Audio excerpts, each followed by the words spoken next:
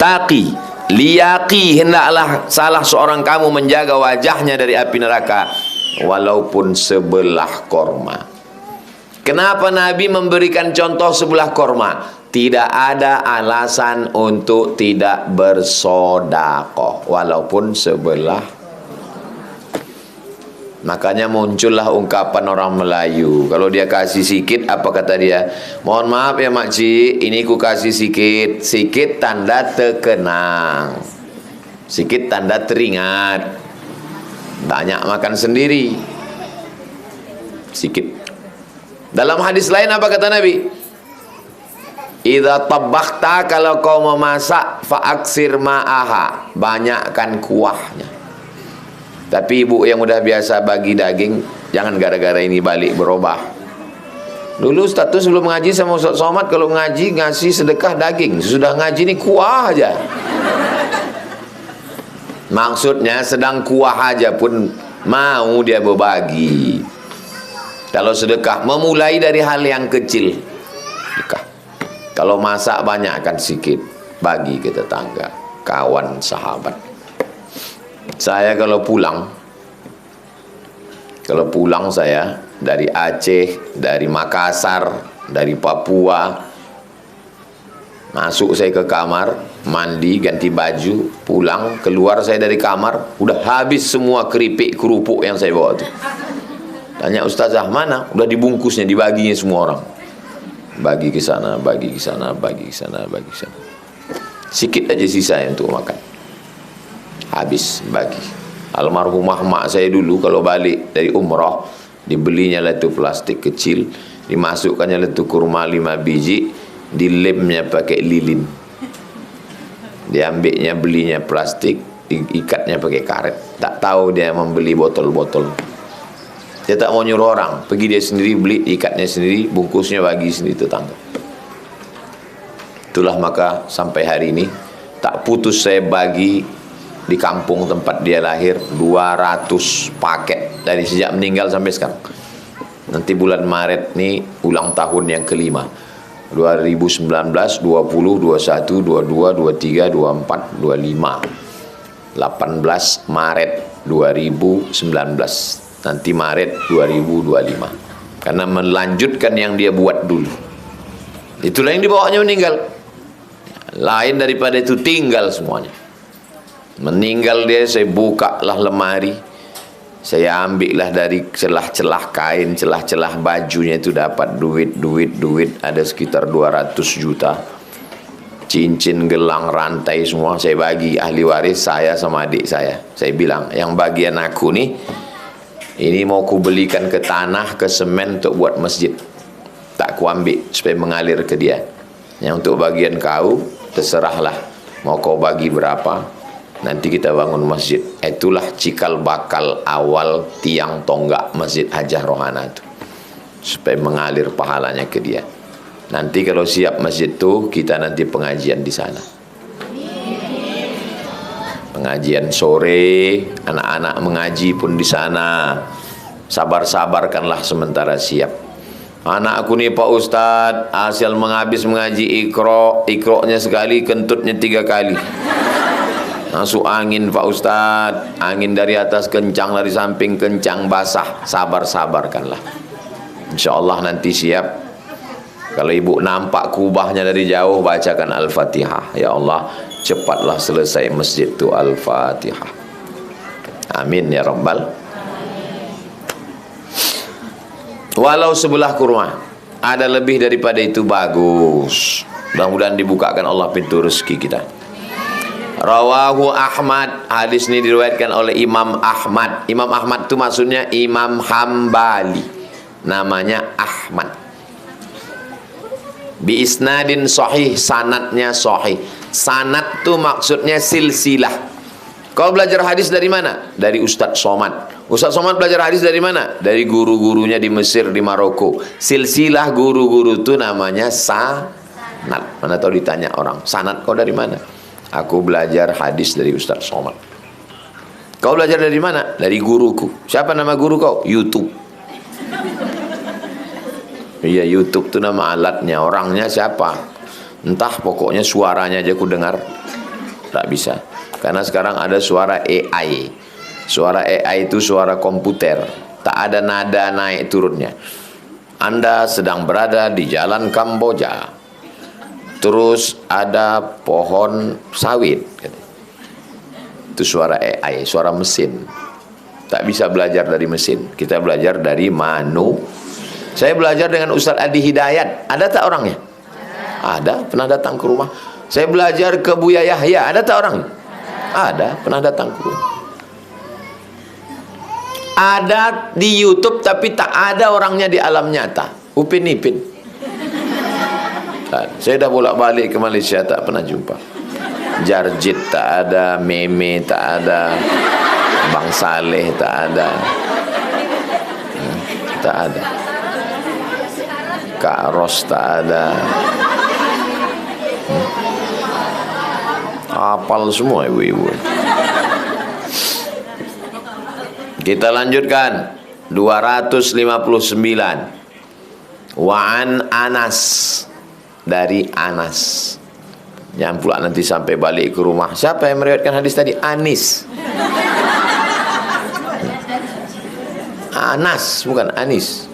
Anis itu calon presiden. An Anasin, dari Anas radhiyallahu an, Allah meridainya. Qala, dia berkata, qala Rasulullah SAW, Nabi bersabda. Apa kata Nabi? Inna sadaqata, sesungguhnya sodakoh, la tutfi'u, memadamkan.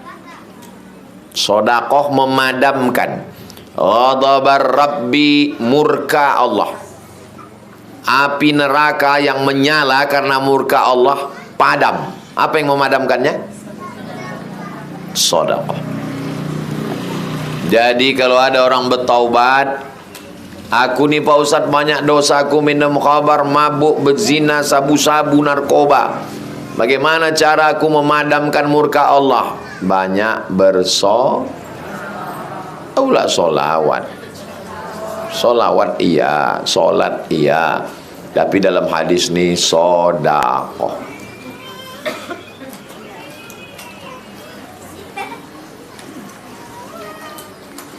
Watadfa'u mitatassu, sodakoh itu menolak mati su'ul khatimah.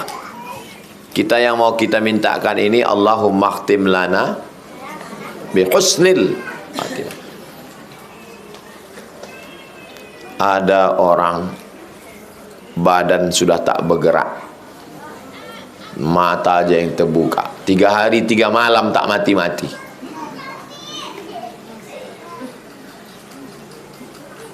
Kalau ada orang yang begitu tak mati-mati, dicarikan daun kelor. Kalau segan sama keluarganya, segan saya Pak Ustadz, tak enak hati, di blender daun kelornya. Blender, siramkan airnya ke tangan, usapkan ke muka. Karena kalau dibawakan daun tuh pukul-pukul ini, tersinggung dia. Kau pikir kena hantu, kata dia kan. Walaupun niat kita baik, tapi kalau caranya begitu mungkin orang tersing. Diblenderkan, blender. Kalau ditanyanya apa itu, jus bilang. Siramkan ke tangan, sapukan ke mukanya, biar keluar susuknya. Dulu waktu muda mungkin dia mau nampak cantik, dimasukkan intan ke dalam, dimasukkan emas biar nampak cantik. Badan keriput, muka. Waktu mati payah, siramkan daun kelor. Udah kau semprotkan daun kelor, udah kau semprot tak mati-mati Pak Ustadz. Terus jam-jam malam tuh pas sunyi, batang kelor tuh kupukulkan Pak Ustadz.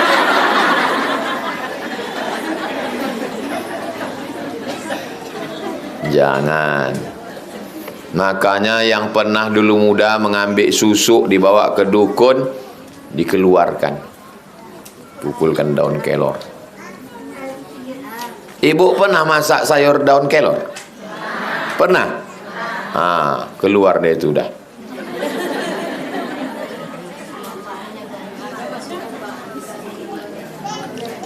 Daun sidir. Daun sidir itu daun bidara. Kalau tak ada, minta sama santri, nanti dipotongkannya depan rumah saya. Ada orang mengatakan tak boleh menanam belimbing lu, atau belimbing besi, atau belimbing sayur. Katanya tak boleh ditanam karena tanaman itu berhantu. Saya tanam, saya tunggu mana hantunya. Saya menanam. Ada pula membilang bambu kuning mengusir hantu. Saya tanam belimbing situ, saya tanam bambu kuning. Belaga hantu tu situ. Pembohong semua, penipu. Maulah pula ditipu orang. Jadi kalau ada orang bilang jangan tanam belimbing nanti ada hantu, bilang Ustaz Somad sudah menanam belimbing. Yang jelas berbuah dia, sayur disambal, habis cerita. Kalau ada hantu tu disambal sekalian. Kepedasan dibilang orang, sambal setan. Jangan percaya sama pokok kayu. Adapun daun sidir, hadis Nabi Muhammad SAW, daun bidara kata kita, diambil, digiling, kalau tak ada batu gilingan di blender, dimasukkan ke air, dibacakan Al-Fatihah, Qul Huwallah, Al-Falaq, An-Nas, pangkal Al-Baqarah, ayat kursi, ujung Al-Baqarah, disiramkan, dimandikan, diminumkan. Sunnah Nabi Muhammad SAW. Menolak mati jelek ini dengan cara bersedekah. Saya menjenguk jamaah sakit di rumah sakit Jalan Sudirman. Saking lamanya di atas tempat tidur itu, mengelupas kulit di belakang. Waktu menengok tu, temenunglah almarhumah mak saya ini. Kata dia, aku berdoa sama Allah, kalau bisa aku janganlah masuk rumah sakit. Kalau bisa aku habis mandi langsung mati. Kenapa gitu mak? Karena tak ada anakku perempuan. Kau anakku laki-laki, adik kau pun laki-laki, tak sanggup kalian menjaga aku. Aku mau habis mandi tak pakai sakit langsung mati. Itu kata dia. Hari Ahad malam Senin, saya tanya makcik yang menjaga dia itu, cemana ceritanya makcik malam tu? Bangun dia jam 2, dia setiap malam jam 2 tahajud. Habis tahajud tu berzikir. Habis berzikir nunggu azan subuh. Dia biasanya tak tidur sampai subuh. Sementara azan subuh ditontonnya video kau. Saya kasih dia handphone besar, iPhone. Saya handphone biasa, dia saya kasih handphone mahal. Semua kalau dia balik ke Medan, keponakan-keponakannya terkejut semua. Hebat kali handphone ibu. Tahu dia cuma 2, merah mati, hijau hidup. Penting dia gaya. Dia tak mau, saya ngasih. Ditontonnya lah video kau, kata makcik yang menjaga. Habis itu dia mau sholat subuh, pergi ke kamar mandi, sakit kepalanya. Tak tertahankannya, duduk, kami bawa ke rumah sakit. Jam 6 meninggal. Pas macam yang dia inginkan. Aku mau habis mandi sakit kepala, tak perlu pakai sakit ke rumah sakit, meninggal. Lama saya menung, kenapa dapatnya macam yang dia inginkan?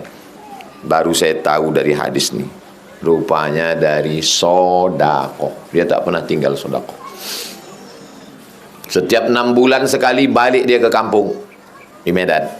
Pergi ke pasar pagi Arengka, membeli daging, dipotongnya, dimasaknya rendang, dibelinya mangkok-mangkok itu, masuk plastik, nanti dibawanya pergi, sampai ke sana dia tinggal masak sayur, diisi nasi. Sedekah ke orang di almarhum makam ayahnya untuk berzikir sama baca Yasin, sedekah 6 bulan sekali. Setiap mau bulan puasa begitu juga. Kalau duduk saya, datang dia melapor. Itu di belakang ada tetangga kita janda tua, anaknya mati, cucunya 3 tak bisa masuk ujian, sewa rumahnya. Itu maksudnya, ujungnya itu kasih duit. Itu ada si Anu memasak di Jalan Sudirman.